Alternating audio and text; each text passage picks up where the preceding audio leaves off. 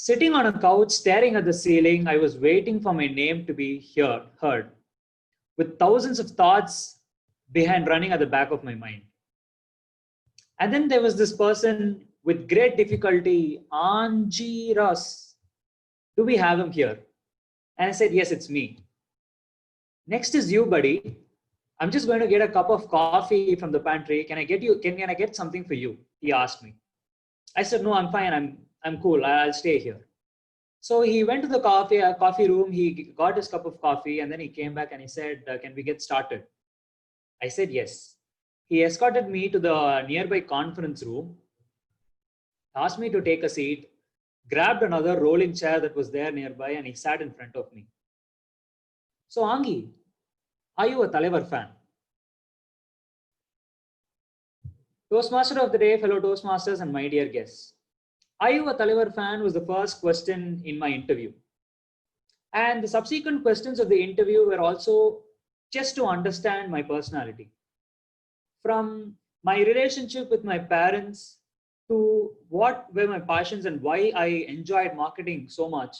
It was a very informal interview, and I literally felt like I was narrating my mini biopic to a person whom I had never met before. The kind of bonding that I witnessed with this person was enormous, and all he was doing was just asking a couple of questions, and he was patiently listening to me. And one of my friends had told me, like, in this company, you'll have interviews where you'll meet members from different teams, and then only you will have the HR round where you'll do the storytelling part where you'll narrate stories. So I was expecting a technical interview, and this kind of approach was very different to me. After this hour-long interview, he asked me, do you have any questions for me, Angi? I said, do you work here as a content writer? And he said, yeah, you can say that. What about that? I said, so how has your experience been here at the company so far? And it was a very short answer. He said, it is really exciting and very challenging at the same time. I'm sure you will enjoy it. And then I was pretty happy with the answer, and the next couple of interviews were also over. But I wasn't sure whether I'll get the job or not because I wasn't very confident with the way I had done the interviews. But one thing that I knew was I wanted to be a part of the team, the first person who interviewed me. I never know I'm going to get the job or not, but I wanted to be in his team. Why?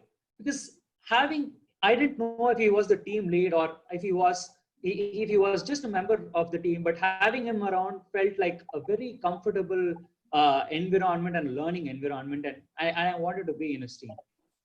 On the first day of my internship, I came to know that he's just not a content writer in that team, but he heads the marketing for the team that I'm going to be a part of. And he runs campaigns for almost 10 across 10 countries. So he has a lot of responsibilities. But when I asked him, is he a content writer? He said, yeah, you can say that you can call me a content writer. So why am I telling this here is his humble attitude is something that I really found very impressive. Over the due course of time, I was an intern for over 5 months, and then it converted into a full-time offer. And not only humbleness, like every little leadership lesson that I've learned from him, I've been able to put it here into practice here at my leadership role here at CSF. For instance, there was this one day where we had to design a website, and we usually have designers and HTML designers to do it. So we give them the content and they'll get back to us with the design. But on that particular day, we weren't very happy with the kind of design that I had got, and I approached him and I said, it's not good that we take this live. We'll have to wait for it to get it done. And then he sent me some resources and he asked me to quickly learn some coding and then figure it out for myself, take the responsibility yourself. And when there's a deadline, it's for you to step up for the responsibility and not wait for others to get the job done for you. So this was again something on responsibility, something on taking up the initiative, even if the resources are not available at that particular moment. And for my role here at CSF as the Vice President of Membership, I think his skills have influenced me a lot here. I had to pick an associate groom him for the next term. And we were finding it very difficult to find the right associates. And also, I had the goal of sharing the responsibilities equally so that when they become the vice president of membership for the next term, they know exactly how to go about the role.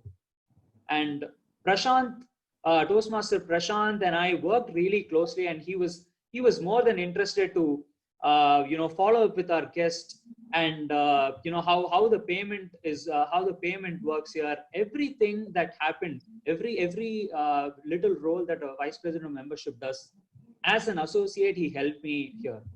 We added more than 12 plus members during my term here as a vice president of membership, and I'm very sure that it wouldn't have been possible without Prashant's contributions. But when I reached out to a couple of Toastmasters, telling them that to the president and especially Prashant, and I asked them feedback on my leadership style. How do I approach things?